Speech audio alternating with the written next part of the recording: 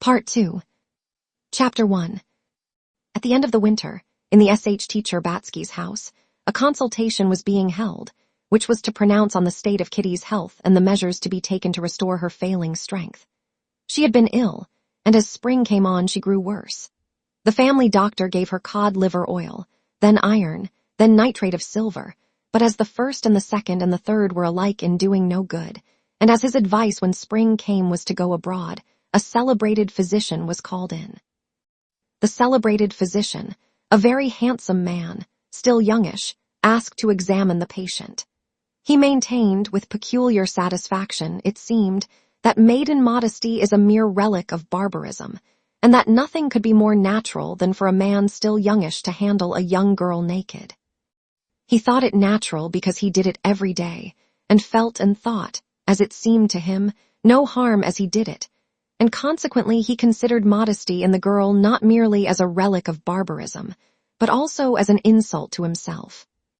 There was nothing for it but to submit, since, although all the doctors had studied in the same school, had read the same books, and learned the same science, and though some people said this celebrated doctor was a bad doctor, in the princess's household and circle it was for some reason accepted that this celebrated doctor alone had some special knowledge, and that he alone could save Kitty. After a careful examination and sounding of the bewildered patient, dazed with shame, the celebrated doctor, having scrupulously washed his hands, was standing in the drawing-room talking to the prince. The prince frowned and coughed, listening to the doctor. As a man who had seen something of life, and neither a fool nor an invalid, he had no faith in medicine, and in his heart was furious at the whole farce, especially as he was perhaps the only one who fully comprehended the cause of Kitty's illness. Conceited blockhead, he thought, as he listened to the celebrated doctor's chatter about his daughter's symptoms. The doctor was meantime with difficulty restraining the expression of his contempt for this old gentleman, and with difficulty condescending to the level of his intelligence. He perceived that it was no good talking to the old man, and that the principal person in the house was the mother. Before her, he decided to scatter his pearls. At that instant, the princess came into the drawing-room with the family doctor. The prince withdrew, trying not to show how ridiculous he thought the whole performance. The princess was distracted and did not know what to do. She felt she had sinned against Kitty. "Well, doctor, decide our fate," said the princess. "Tell me everything." "Is there hope?" she meant to say, but her lips quivered and she could not utter the question. "Well, doctor." "Immediately, princess. I will talk it over with my colleague, and then I will have the honor of laying my opinion before you." "So we had better leave you." "As you please." The princess went out with a sigh. When the doctors were left alone, the family doctor began timidly explaining his opinion, that there was a commencement of tuberculous trouble, but, and so on. The celebrated doctor listened to him, and in the middle of his sentence looked at his big gold watch. "Yes," said he, "but—" The family doctor respectfully ceased in the middle of his observations. "The commencement of the tuberculous process we are not, as you are aware, able to define. Till there are cavities, there is nothing definite.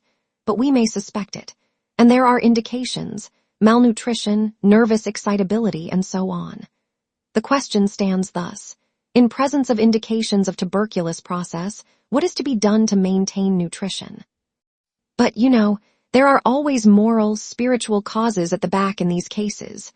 The family doctor permitted himself to interpolate with a subtle smile. "Yes, that's an understood thing," responded the celebrated physician, again glancing at his watch.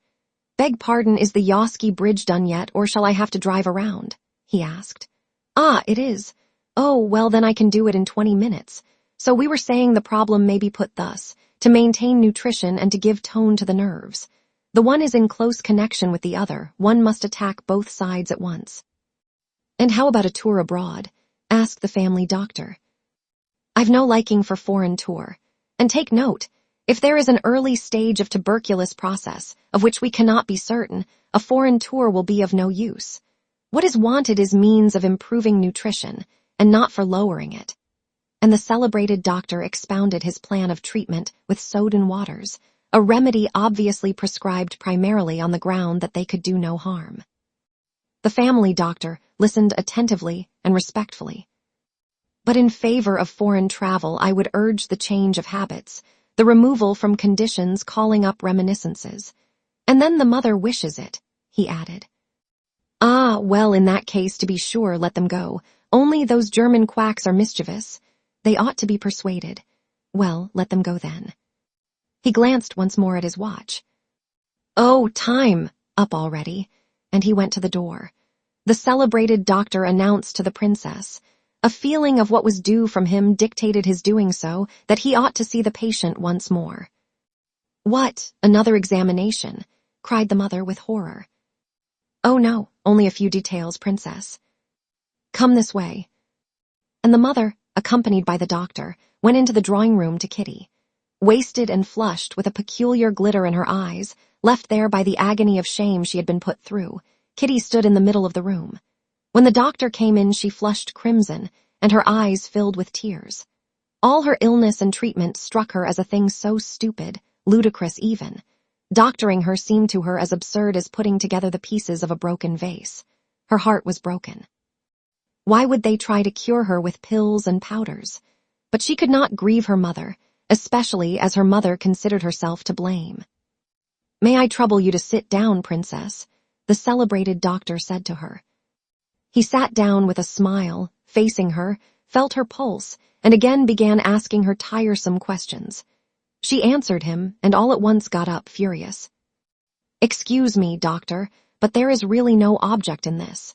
This is the third time you've asked me the same thing. The celebrated doctor did not take offense. Nervous irritability, he said to the princess when Kitty had left the room. However, I had finished. And the doctor began scientifically explaining to the princess, as an exceptionally intelligent woman, the condition of the young princess, and concluded by insisting on the drinking of the waters, which were certainly harmless.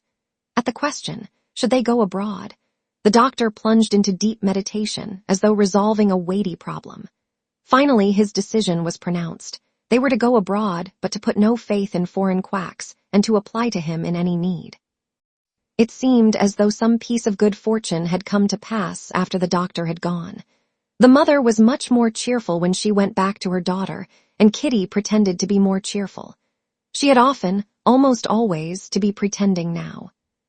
Really, I'm quite well, Mama, but if you want to go abroad, let's go, she said, and trying to appear interested in the proposed tour, she began talking of the preparations for the journey.